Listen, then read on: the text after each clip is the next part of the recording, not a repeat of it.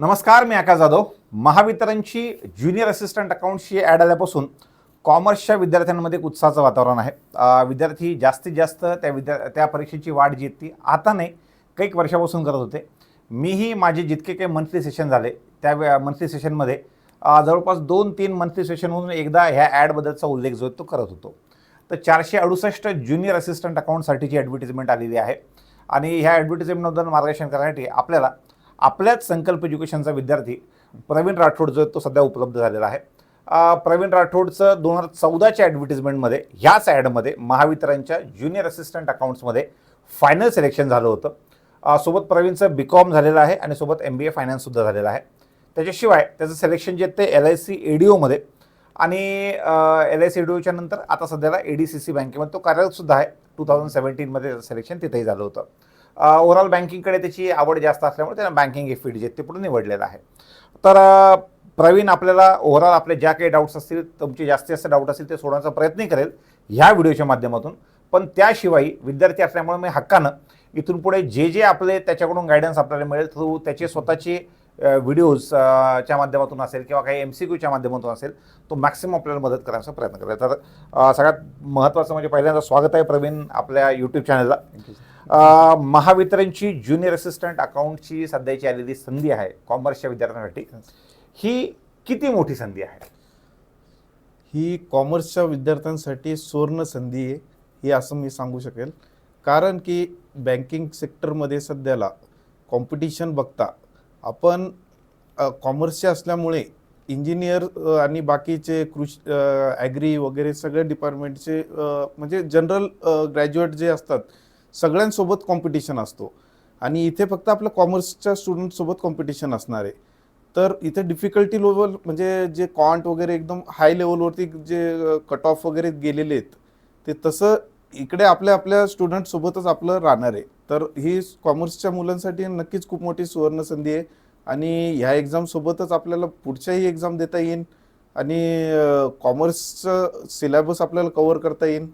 नक्कीच खूप मोठी सुवर्ण. ओव्हरऑल त्याच्या म्हणण्याचा उद्देश आहे की आपल्याला एक तर बँक एक्झामला ऑल इंडिया लेवलला तुम्हाला कम्पीट करावं लागतं. दुसरं म्हणजे बाहेरच्या स्टेटची मुलं आपल्या स्टेटवरून कधी एक्झाम पोस्ट असते त्यासाठी कधी अप्लाय करतात, कॉम्पिटिशन वाढवतात. इथे महाराष्ट्राचं डोमिसाईल पाहिजे.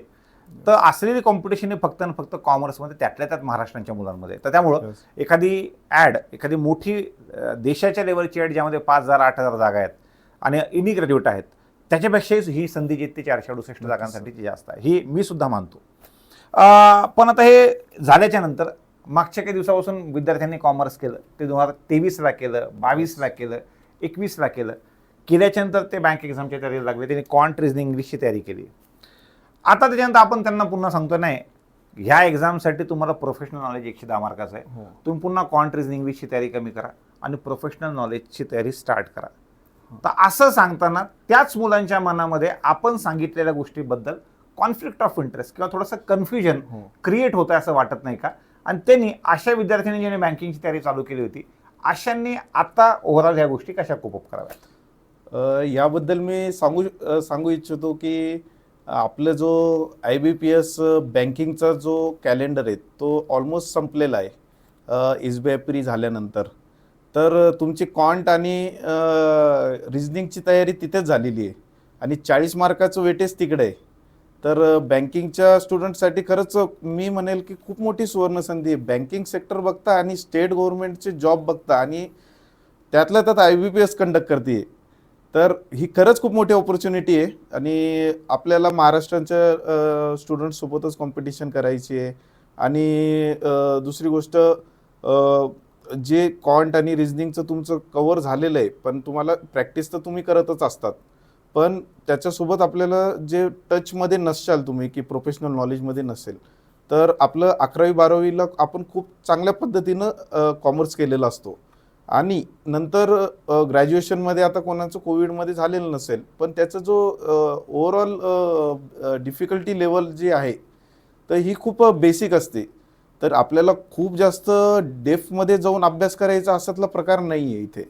ज्युनियर असिस्टंट असल्यामुळे अकाउंट्सचा तर त्याची डिफिकल्टी लेवल कमी असते. तर जरी आपण नाही का अकाउंटन्सी सोबत आपल्याला काही चॅप्टर्सचं काही आपल्याला एक्स्ट्रा अभ्यास करायचा आहे, पण ते मॅनेजेबल आहे. कारण त्याच्यामध्ये मी आता काही एक्झाम दिले होते, तर त्यात जास्त डिफिकल्टी लेवलमध्ये IBPS विचारते असं मला नाही वाटत.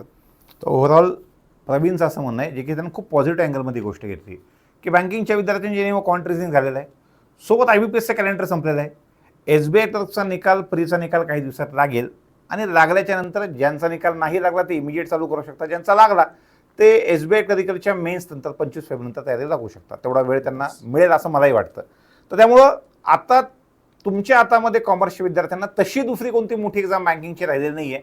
Upcoming March Yes, April May पर्यंत, इनफॅक्ट जूनपर्यंत. Yes, yes. तर तुमच्यासाठी एक चांगली संधी आहे आणि त्यामध्ये तुम्ही तुमच्या अभ्यासाचा वेळ ॲप्टिट्यूडचा थोडासा कमी करून प्रोफेशनल नॉलेजचा वेळ जो तो वाढू शकता. Yes. त्यातल्या एका गोष्टीला माझा छोटासा आक्षेप आहे, तो म्हणजे 11वी-12वीमध्ये आपण कॉमर्स चांगलं केलेलं असतं. हो.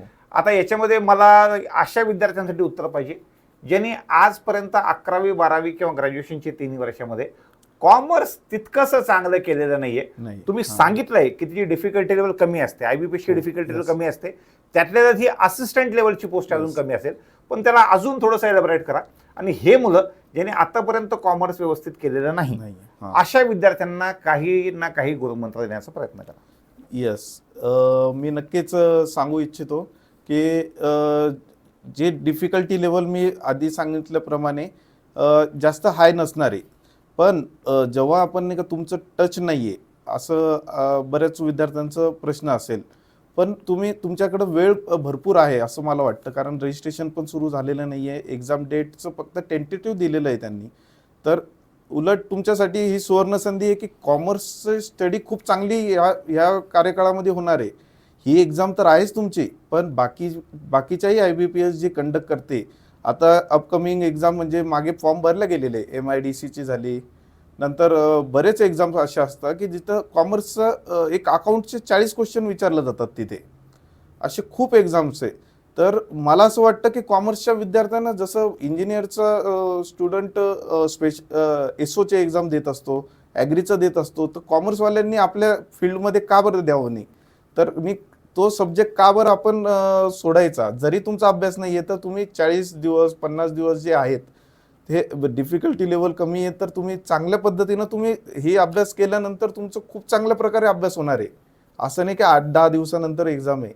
खूप वेळ आहे, व्यवस्थित करा, शांतपणे करा, जास्त पॅनिक होऊन जाऊ नका.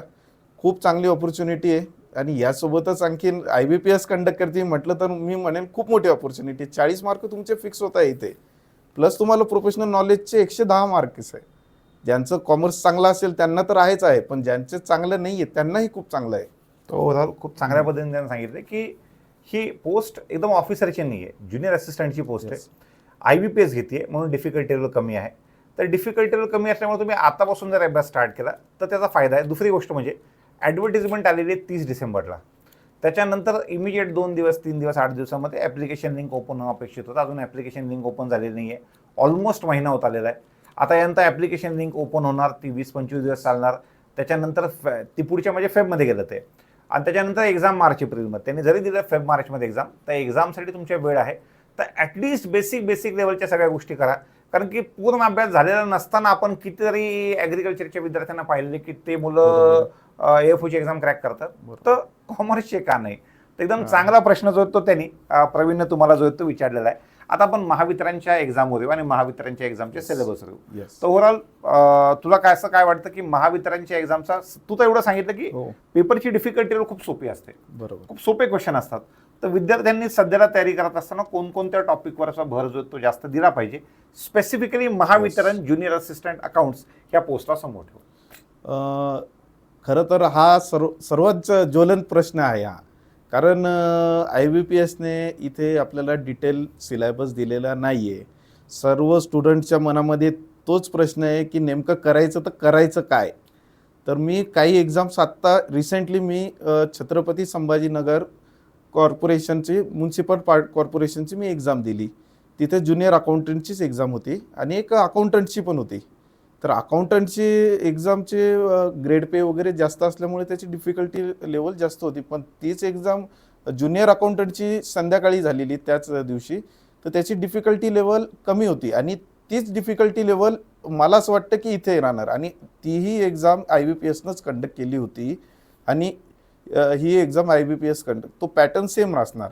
तर मी काही प्रश्न जसं सिलेबस नेमकं प्रश्न कोणत्या प्रकारचे होते हे सांगितलं गेलं तर जर्नल एंट्रीज होते, काही आपले अकाउंटिंग इक्वेशन्स असतात ते होते. नंतर मी तर ते प्रश्न मी समीर देशमुख सरांना तर दिलेलेच आहे आणि नंतर मी सर्व प्रश्न तुम्हाला सरांसोबत शेअर करणारच आहे, पण इतक्या म्हणजे बेसिक लेवलचे क्वेश्चन होते.